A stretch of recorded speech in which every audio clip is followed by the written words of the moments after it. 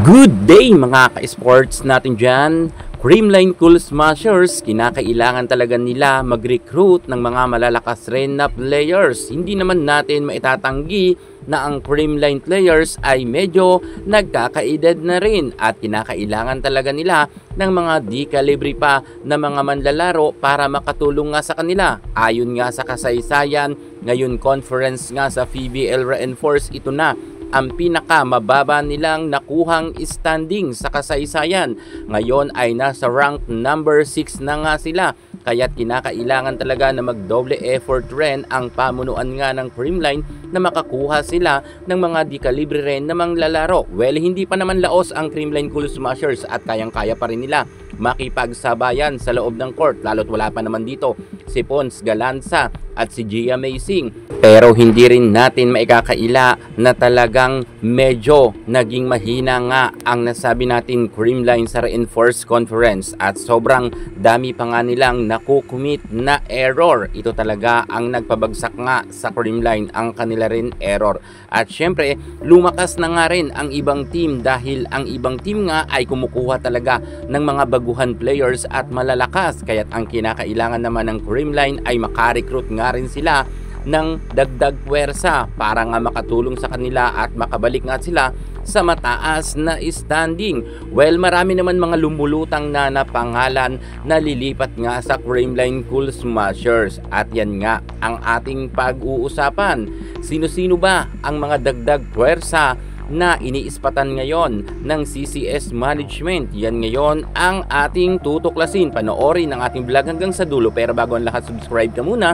Click ang ating notification bell para lagi kang updated sa lahat ng issue sa volleyball. Susunod na!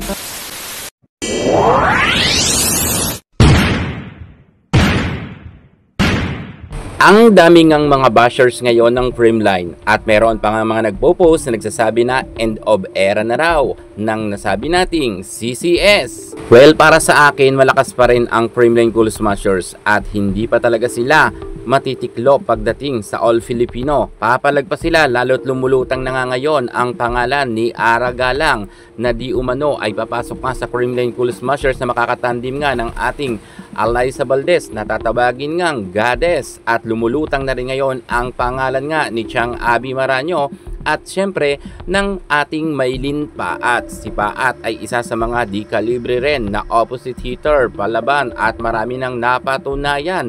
Bagamat matagal nga siyang nawala sa spotlight dahil nagkaroon nga siya ng injury at ngayon ay pwede na nga siyang ibabad sa loob ng court at kita natin na nakikipagsabayan na muli siya.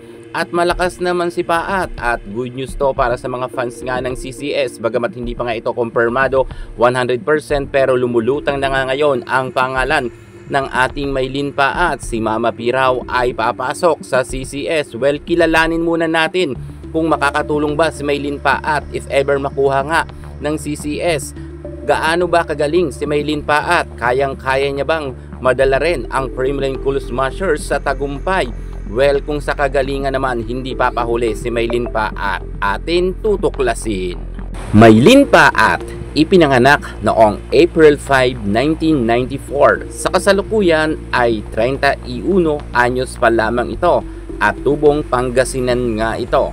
Si Maylin Paat ay nagsimula ang kanyang karera sa Adamson kung saan na-recruit nga siya noon ni Mami Dulce Panti at doon nga na mayagpag ang karera ng ating Maylin Paat.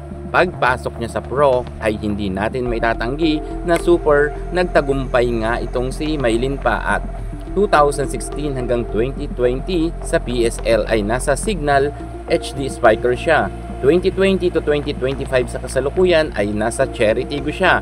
Ngunit ng 2021 ay nasa Nakon Ratkashima nga ito hanggang 2022 at doon nga ay nagkaroon siya ng Best Scorer na award.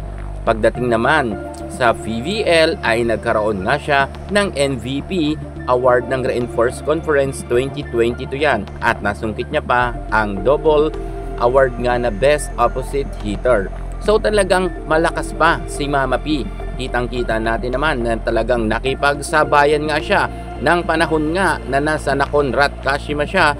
Talagang hindi niya ipinahiya ang bandera ng Pilipinas. Nakipagsabayan nga siya sa mga malalakas na player sa Thailand at nasungkit nga ni Mama P ang Best Scorer na award.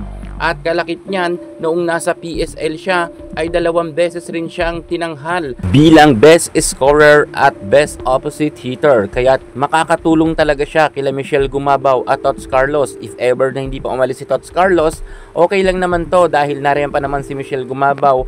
At kung madadagdag nga si Mama P, ay mas lalong lalakas nga ang puwersa ng Creamline Cool Smashers. Kaya okay lang naman sana na madagdagan ng opposite hitter ang CCS dahil malakas naman itong si Mama P.